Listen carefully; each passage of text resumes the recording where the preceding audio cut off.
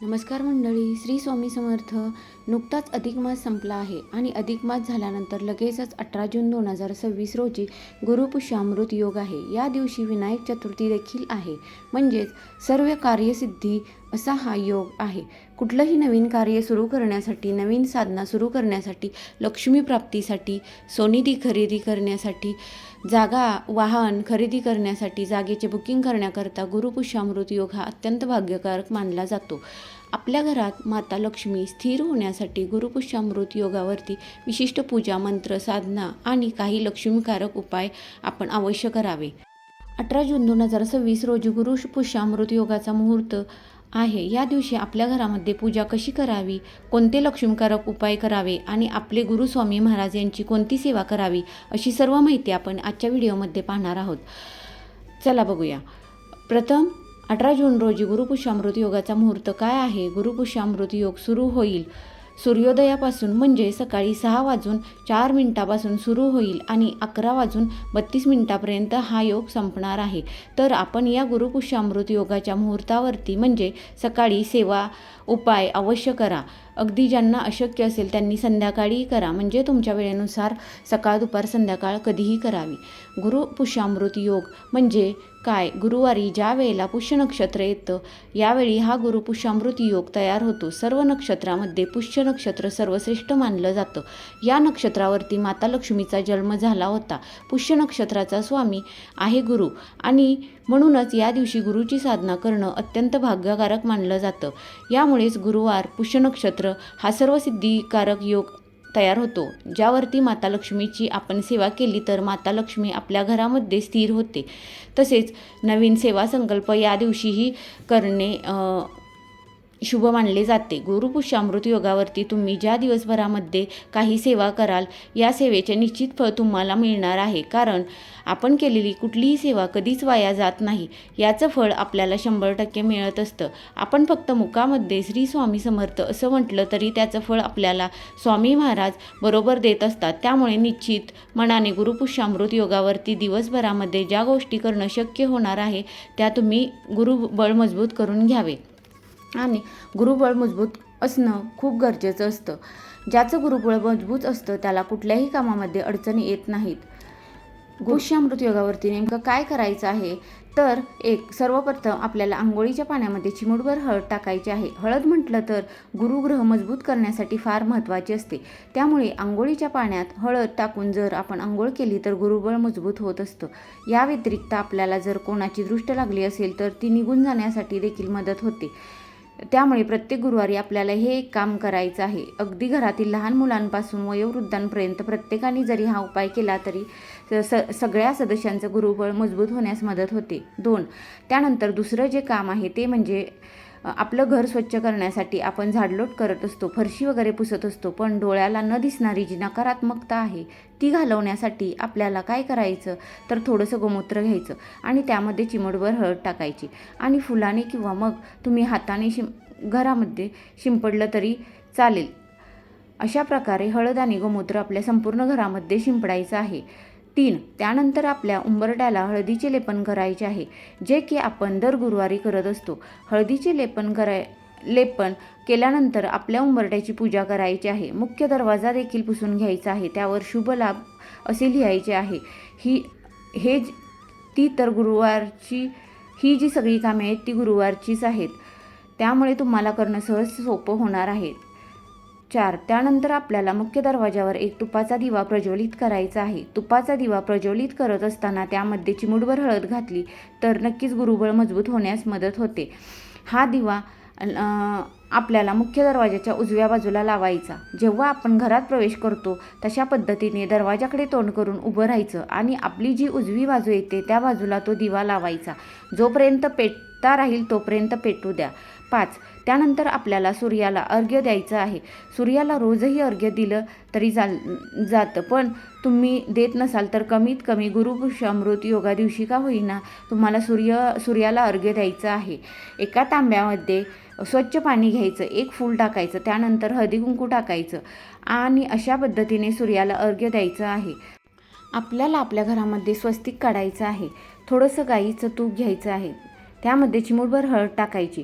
कुंकू टाकलं तरीही चालेल. कुंकू आणि हळद हे दोन्ही गोष्टी आपल्याला या तुपामध्ये टाकायच्या आहेत आणि त्याने स्वस्तिक बनवायचं आहे. कुठे कुठे तर मुख्य दरवाजावर एक, त्यानंतर तुळशी मातेजवळ एक बनवायचे आहे. 7. आपली जी गॅसची शेगडी आहे त्या गॅसच्या शेगडीवर किंवा तिथल्या एखाद्या टाईल्सवर आपल्याला एक अशा प्रकारचं स्वस्तिक बनवायचं आहे. बाजूने 2 रेषा काढायच्या आहेत आणि मनोभावे आपल्या घरातलं वातावरण मंगलमय होण्यासाठी प्रार्थना करायची. कारण स्वस्तिक म्हटलं तर मांगल्याचे प्रतीक आहे. स्वस्तिक काढल्याने आपल्याला देखील खूप प्रसन्न असं वाटतं. त्यामुळे हे शुभचिन्ह आपल्या मुख्य दरवाजावर आणि किचन ओट्यावर तुळशीपाशी आवर्जून काढायचं आहे. 8. त्यानंतर आपल्याला देवघराजवळ देखील एक तुपाचा दिवा लावायचा आहे. शक्यतो त्या दिव्यामध्ये लाल रंगाची वात लावण्याचा प्रयत्न करा. बघा, लाल रंगाचा जो कलावा मिळतो त्या कलाव्याची वात आपल्याला लावायची आहे. कारण जेव्हा आपण लक्ष्मी प्राप्तीच्या सेवा करतो तेव्हा कापसाची वात बनवण्यापेक्षा जर लाल रंगाच्या धाग्याची आपण अशी वात बनवली तर निश्चितच लक्ष्मी मातेची कृपा आपल्यावर होण्यासाठी मदत होत असते. तुमच्याकडे नसेल तर मग कापूस घ्या, त्याला थोडंसं कुंकू लावलं तरीही चालणार आहे, पण कलावा आणण्याचा प्रयत्न करा. अगदीच वेळेवर बघत असाल तर आपल्याला साध्या कापसाला कुंकू लावून तशा प्रकारचा दिवा प्रज्वलित करा. 9. त्यानंतर तुमची जी काही रोजची देवपूजा आहे ती तुम्हाला करून घ्यायची आहे आणि तुमच्या घरामध्ये जर श्रीयंत्र असेल तर त्या श्रीयंत्रावर अभिषेक घालायचा आहे. आता अभिषेक कसा करायचा तर श्रीयंत्राला पंचामृताने किंवा दुधाने आणि नंतर पाण्याने अशा प्रकारे अभिषेक घाला. अभिषेक घालत असताना लक्ष्मी मातेचा जो तुम्हाला मंत्र येत असेल तो मंत्र म्हणायचा आहे. अशा प्रकारे श्रीयंत्राला अभिषेक घालून झाल्यानंतर पुन्हा एकदा पाण्याने स्वच्छ करायचं आणि पुसून घ्यायचं. त्यानंतर एका प्लेटमध्ये ठेवायचं. प्लेटमध्ये ठेवल्यानंतर त्याची छानपैकी पूजा करायची. हळदी कुंकू अर्पण करायचं. फूल, धूप, दीप, अगरबत्ती सगळं काही त्या श्रीयंत्राला ओवाळायचं आहे आणि त्यानंतर आपल्याला त्या श्रीयंत्रावर कुंकुमार्चन करायचं. कुंकुमार्चन करताना 16 वेळेस आपल्याला श्रीसूक्त म्हणायचं असतं. जर 16 वेळेस श्रीसूक्त म्हणणं शक्य नसेल तर 1 वेळेस म्हणा. त्यानंतर 16 वेळेस श्री विष्णू गायत्री मंत्र म्हणायचा असतो, 16 वेळेस श्री लक्ष्मी गायत्री मंत्र आणि 16 वेळेस कुबेर मंत्र म्हणायचा असतो आणि एकदा व्यंकटेश स्तोत्र म्हणायचं असतं. या सेवा तुम्ही तुमच्या श्रीयंत्रावर करून बघा. निश्चितच आर्थिक अडचणी सुटण्यास तुम्हाला 100% मदत मिळणार आहे. बघा, जेवढी आपण लक्ष्मी माता आणि विष्णू भगवान यांची एकत्रितरित्या सेवा करतो ना तेव्हा आपल्या संसाराला त्यांचा आशीर्वाद प्राप्त होत असतो. आपल्या आयुष्यातील आर्थिक अडचणी, सांसारिक अडचणी सुटण्यास मदत मिळत असते. त्यामुळे श्रीयंत्राची जर ही सेवा केली तर विष्णू भगवान आणि लक्ष्मी माता आपल्यावर प्रसन्न होत असतात. त्यामुळे ही सेवा तुम्ही आवर्जून करून बघा. त्यानंतर तुम्हाला विष्णू सहस्रनामाचं देखील पठण करायचं आहे किंवा श्रवण देखील करू शकता. 10. सगळी पूजाविधी करून झाल्यानंतर आपल्याला आपल्या देवांसाठी नैवेद्य ठेवायचा आहे. तर नैवेद्य दाखवत असताना शक्यतो सफेद रंगाची मिठाई ठेवण्याचा प्रयत्न करा किंवा पिवळ्या रंगाची मिठाई ठेवण्याचा प्रयत्न करा. आता मिठाई बाजारातूनच आणायलाच हवी असं नाही, तर तुम्ही सफेद रंगाची घरामध्ये आपण खीरही बनवू शकतो किंवा बेसनाचे लाडू देखील बनवू शकतो. यापैकी तुम्ही काहीही नैवेद्य ठेवू शकता. आता देव म्हटलं तर आपण त्यांना दूध साखरेचा नैवेद्य दाखवला तरीही ते प्रसन्न होत असतात. पण मग अशा काही तिथींना जर आपण वेगळा नैवेद्य दाखवण्याचा प्रयत्न केला तर आपल्याला देखील एक प्रकारचं समाधान लाभत असतं आणि कुठेतरी आपल्याला देखील ते प्रसन्न वाटत असतं. म्हणून तर नक्कीच या गोष्टींचा समावेश उद्याच्या दिवसांमध्ये करा आणि लक्ष्मी माता, विष्णू भगवान यांचा आशीर्वाद प्राप्त करून घ्या. 11.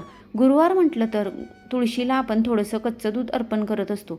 बघा, आर्थिक अडचण सुटण्यासाठी जर दर गुरुवारी तुळशी मातेला थोडंसं कच्चं दूध अर्पण केलं तर आपल्या समस्या सुटण्यासाठी मदत होत असते. आता तुळशी मातेला कच्चं दूध अर्पण केल्यानंतर आपल्याला त्या ठिकाणी ओम नमो भगवते वासुदेवाय नमः हा मंत्र देखील 11 वेळेस का होईना म्हणायचं आहे. आता तुळशीला गुरुवारी हळद देखील अर्पण केली जाते, पण हळदीच्या बाबतीत सांगायचं झालं तर आजकाल बाजारामध्ये सगळं काही डुप्लिकेट मिळत आहे. त्यामुळे जर समजा तुमची हळद नॅचरल नसेल किंवा त्यामध्ये जर काही केमिकल मिक्स केलेले असतील तर त्यामुळे तुमची तुळस सुकू शकते किंवा तुळशीला काही हानी पोहोचू शकते. जर तुम्हाला खात्री नसेल तुमच्या हळदीबाबत तर तुळशीला हळद अर्पण करू नका.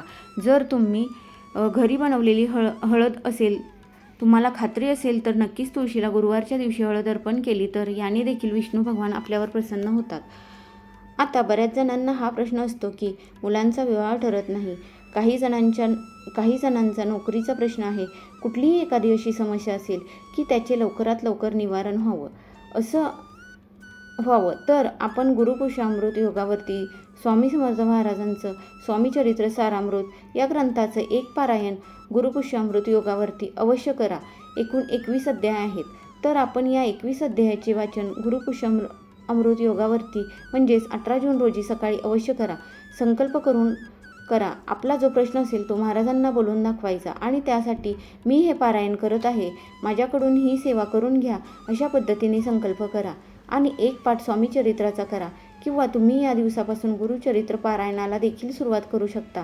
तर अशा प्रकारे आपल्याला पुष्यामृत योगावरती काय सेवा काही उपाय करायचे आहेत हे सविस्तरपणे सांगितले आहे.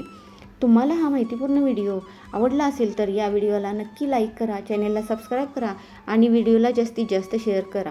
हा व्हिडिओ शेवटपर्यंत पाहिल्याबद्दल मनापासून आभार आहे. धन्यवाद. श्री स्वामी समर्थ.